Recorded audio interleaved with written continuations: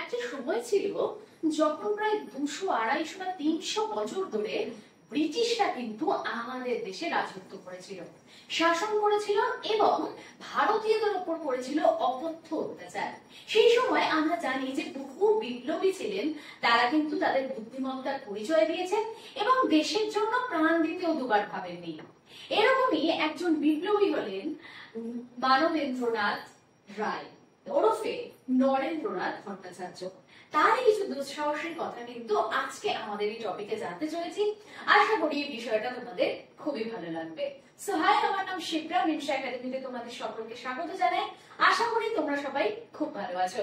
মিনসা academy, যেখানে high কোয়ালিটির video, images এবং 3D অ্যানিমেশনের মাধ্যমে সমস্ত বিষয়টাকে খুব সহজেই বুঝিয়ে দেওয়া হয়। তো চলো শুরু করা যাক আজকের বিষয়। তো মানবেন্দ্রনাথ রায় ওরফে নরেন্দ্রনাথ ভট্টাচার্য, তিনি কিন্তু জন্মেছিলেন 21শে মার্চ 1887 খ্রিস্টাব্দে। প্রথমত তিনি প্রাথমিক তাদের যে স্কুল আছে সেখান থেকে কিন্তু পড়াশোনা করেন এবং সেখান থেকে পাশ করার পরে তিনি কলকাতায় চলে আসেন, সেখানে যাদবপুর বেঙ্গল টেকনিক্যাল ইনস্টিটিউটে তিনি ভর্তি হন এবং রসায়ন শাস্ত্র নিয়ে তিনি পড়াশোনা করছিলেন। তবে পড়াশোনার প্রতি তার খুব একটা যে আগ্রহ ছিল এরকমটা বলা যায় না, মানে একটু কম আগ্রহ ছিল। আসলে তিনি কিন্তু হতে চেয়েছিলেন একজন বিপ্লবী, দেশের জন্য আসলে তিনি করতে চেয়েছিলেন কিছু, এবং সেখান থেকে ধীরে ধীরে অরবিন্দ ঘোষ এবং বাঘাযতীন মুখোপাধ্যায়ের সান্নিধ্যে আসেন। সেখান থেকেই শুরু হয় মানবেন্দ্রনাথ রায়ের সশস্ত্র বিপ্লব, মানে অস্ত্র হাতে তিনি স্বাধীনতা সংগ্রামে আসতে চেয়েছিলেন এবং দেশের জন্য তিনি অবশ্যই কিছু করতে চেয়েছিলেন, যেটা আমি বলেছি। এবং সেই অস্ত্রের খোঁজে তিনি পাড়ি দেন মার্কিন যুক্তরাষ্ট্রে। সালটা ছিল 1916 এবং তিনি যখন মার্কিন যুক্তরাষ্ট্রে পৌঁছলেন সেখানে কিন্তু তার পরিচয় হয় ধনগোপাল মুখোপাধ্যায়ের সাথে, এবং তারপরে তিনি তার সাথে চলে যান মেক্সিকো, এবং মেক্সিকো সেখানে তিনি পৌঁছন এবং সেখান থেকে তিনি পাড়ি জমান মস্কোতে, এবং সেখানে গিয়ে তার পরিচয় হয় লেনিনের সঙ্গে। কমিউনিস্ট পার্টির জনক তিনি কিন্তু লেনিন, এবং তিনি কিন্তু একজন বিপ্লবী ছিলেন এবং লেনিনের অনুরোধে কিন্তু পরাধীন ভারতে কিভাবে তাদের দেশ চলছে এবং অ্যাকচুয়ালি দেখা যেতে পারে যে কিভাবে তারা দেশের জন্য কি কর্মকৌশল ভাবছেন সেই সমস্ত বিষয় নিয়ে, মানে লেনিনের অনুরোধেই কিন্তু তিনি তাদের বক্তব্য দেন যে আমরা কিভাবে জিনিসটাকে প্ল্যান করছি বা প্লটিং করছি, সেই সমস্ত বিষয়ে তাদের মধ্যে কিন্তু একটা খুব ডিটেলস গভীর আলোচনা কিন্তু হয়। এবং লেনিনের সাথে যদি তার পরিচয় হয় সেটা তো আমি আগেই বললাম, এবং এক্ষেত্রে এটা মাথায় রাখবে তিনি কিন্তু অস্ত্রের সন্ধানে পাড়ি জমিয়েছিলেন মার্কিন যুক্তরাষ্ট্র, সেখান থেকে তার মস্কোয় আসা এবং সেই সমস্ত জিনিস মজুত করে এবং সেই সমস্ত বিষয়ে অস্ত্রের সন্ধান করে তিনি পুনরায় যখন ফিরে আসছেন ভারতে, সেই খবরটা কিন্তু কোনোভাবে পৌঁছে যায় ব্রিটিশদের কাছে। অবশ্যই সেই সময় কিন্তু অনেক গুপ্তচর থাকতো, রাইট? এবং সেখান থেকে খবরটা পায় ব্রিটিশরা যে মানবেন্দ্রনাথ রায় কিন্তু ফিরে আসছেন। যেই খবর পাওয়া তেমনি কিন্তু মানবেন্দ্রনাথকে তারা গ্রেফতার করে এবং তাকে পুড়ে দেওয়া হয় কারাগারে। প্রায় 6 বছরের জন্য তাকে কিন্তু কারাগারে বন্দী করে রাখা হয়।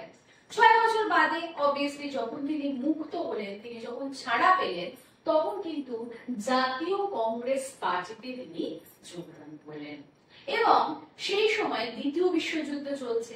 দ্বিতীয় বিশ্বযুদ্ধে তিনি ফ্যাসিবাদী শক্তি যেগুলো ছিলেন, এই ফ্যাসিবাদী শক্তি কারা সেটাকে অবশ্যই জানিয়ে দেব। এই যে ফ্যাসিবাদী শক্তিগুলো ছিল তাকে কিন্তু তিনি ধ্বংস করতে চাইলেন এবং তার জন্য যা যা করা দরকার তিনি করলেন। এক সময় 1940 সাল তিনি নিখিল ভারত রেডিক্যাল ডেমোক্রেটিক যে একটা পার্টি সেটা তিনি গঠন করলেন এবং তিনি মানব সেবায় নিজেকে নিয়োজিত করে দিলেন, যে মানুষের জন্য তিনি কিছু করতে চান বা করবেন এরকম একটা ভাবনা চিন্তা।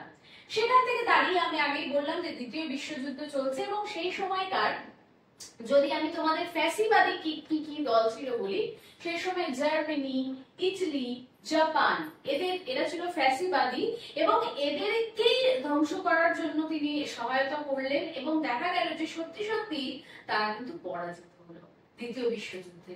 এরপরে তিনি জাতীয় কংগ্রেস থেকে, মানে সেই সময় জাতীয় কংগ্রেস থেকে যারা যারা কমিউনিস্ট ছিল তারা কিন্তু বেরিয়েছেন কমিউনিস্ট পার্টি, লেনিনের নেতৃত্বে আর কি। লেনিন তো রাশিয়ায় সেটা করেছিলেন এবং তারই বলতে পারি কিছুটা পদাঙ্ক অনুসরণ করে কমিউনিস্ট পার্টি গঠিত হলো এবং পরবর্তীকালে তারা আপোষের মাধ্যমে, যদিও তার বিরোধিতা করেছিলেন, ঘোর বিরোধিতা, কিন্তু আপোষের মাধ্যমে খানিক দেখা গেল যে আমাদের ভারত স্বাধীনতা পেল।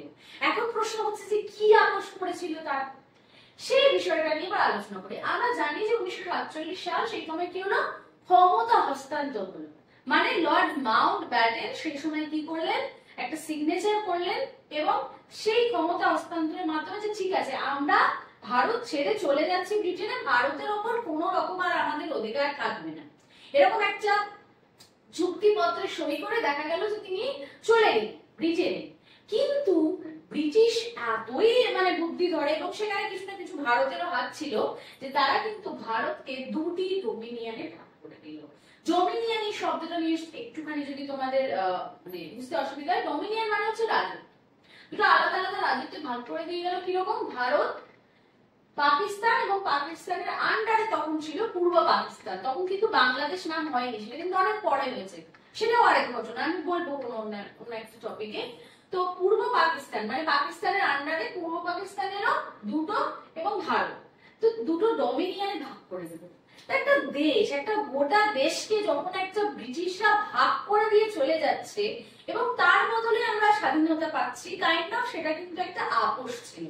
যদিও এর বিরুদ্ধে কিন্তু কমিউনিস্টরা অনেক প্রতিবাদ জানিয়েছিল, কিন্তু আলটিমেটলি যে ঠিক আছে শেষ পর্যন্ত স্বাধীনতা তো পাচ্ছি, এরকম একটা ভাবনা চিন্তা থেকে কিন্তু এরকম একটা আপোষের সাথে আমরা পেলাম ভারতের স্বাধীনতা।